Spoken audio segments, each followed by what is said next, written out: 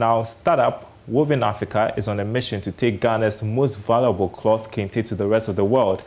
By taking Kente digital, Benjamin Epton Owusu, founder of the startup, is widening the market for the cloth with innovative add-ons. Here's his story on tonight's episode of the Joy Business Van. Hello, Joy Business Van. I am Benjamin Epton Owusu, the CEO of Woven Africa. Welcome to my production base. Benjamin Epton Owusu is a graduate of Ashesi University, Ghana, where he read business administration. He landed a job at an investment bank thereafter.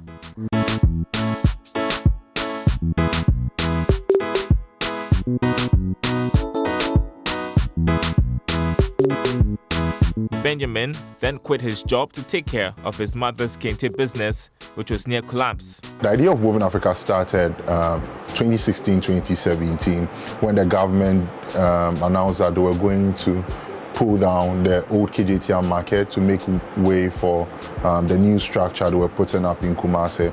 I come from a family, of Kente traders, so that announcement, put me a bit on the edge because my mom was going to lose her job. So I had to think about a way, to sustain the family business, So I realized that, no, there's something that we can do of the Kente product if we take it digitally. That's how the idea of Woven Africa came to him, to take Kente digital and widen the market for the valuable cloth. Same way you go to Amsterdam and you hear of Lesco, you go around Europe and then you hear of all textile brands. This is also ours. What makes Kente unique is the fact that it's hand woven. What also makes Kente unique is the fact that it's authentically Ghanaian, it's authentically African.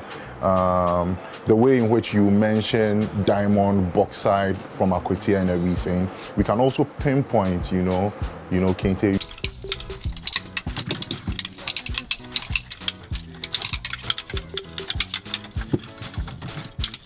The hand-woven cloth strips of silk and cotton was historically worn by royalty among ethnic groups such as the Ashantis and Elwes in modern-day Ghana. Over time, it has become widespread to commemorate special occasions. Globally, it has become the design of academic stoles in graduation ceremonies.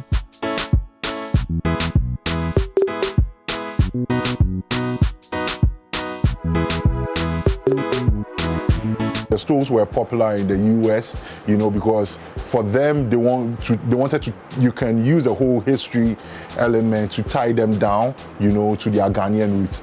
But for the schools here, yes, it's readily available, so we don't cherish it that much. So you have to convince the headmistresses, let them know that, okay, this is something that if I add, it brands my school well, and then also put some kind of like beauty to the students graduated. It was a challenge. Benjamin's quest to make the stoles popular in educational institutions here in Ghana paid off. He landed many contracts.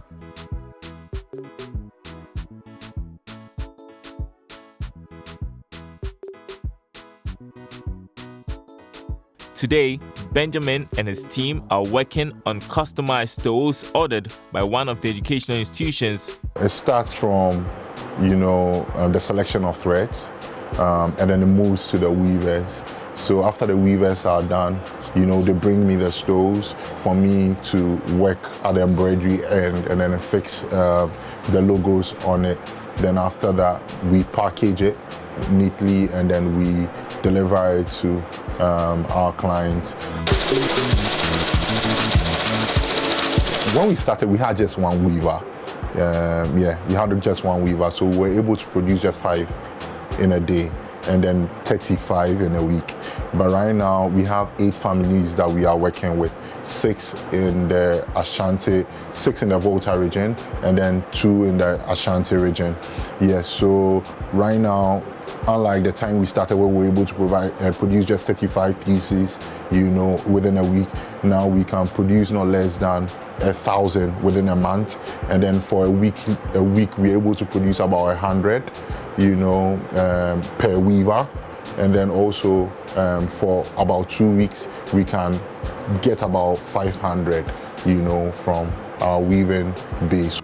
The level of interest in Woven Africa's products informed the creation of a website, wovenafrica.com, which saves buyers the hassle of roaming through town in search of Kente, gives wider access to the international market, and also allows buyers to customize any Kente design they want.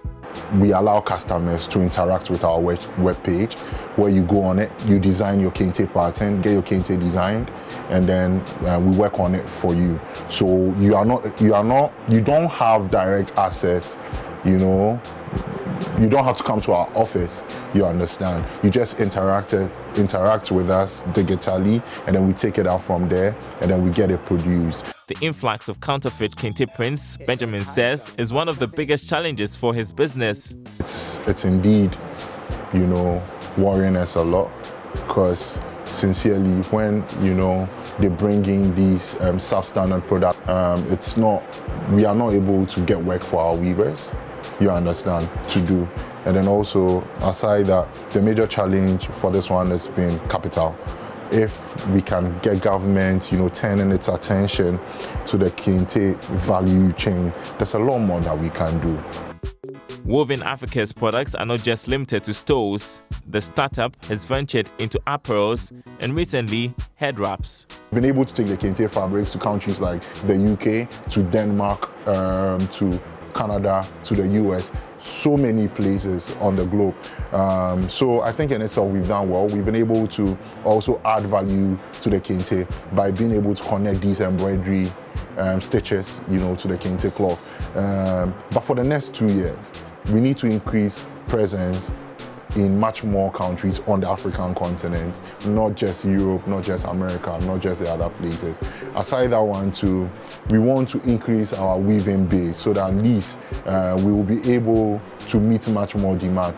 Also, one thing that we are looking at doing is we've already started introducing new patterns, creating our own Kente cloths that will be able to rival the textile coming in from the very colorful textiles coming in from Amsterdam or the Netherlands. We feel we can do it. The Kente movement is on, and Benjamin is glad to be spearheading it with Woven Africa.